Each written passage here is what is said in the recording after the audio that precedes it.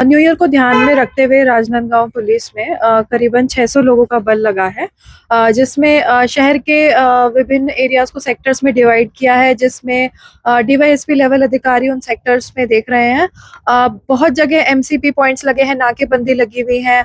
अपना फरहद चौक हो गया, नंदई चौक हो गया, चिखली एरिया हो गया, सुकुलदिहान, तुमड़ीवोर, इन एरियाज में मनगटा वाले, टेडेसरा, जो मेन चौक चौराहे हैं, जो इम्पोर्टेंट पॉइंट्स है, लोकेशंस हैं, वहाँ पे नाकेबंदी और एमसीपी और चेक पॉइंट्स, फिक्स पॉइंट्स भी लगे हैं। बाकी कंटिन्यूस पेट्रोलिंग की जा रही है, एडिशनल गाड़ियां दी गई हैं थानों को ताकि कंटिन्यूस पेट्रोलिंग रहे।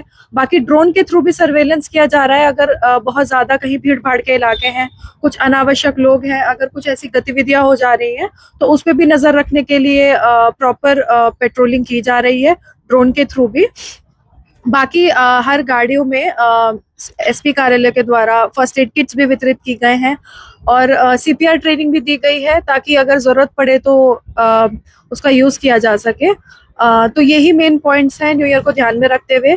हर मेन एरियाज में पेट्रोलिंग, जो बेसिकली कंटिन्यूअस मूवमेंट पे नजर रखने के लिए। सो राजनांदगांव पुलिस की तरफ से सभी को happy new year. Thank you.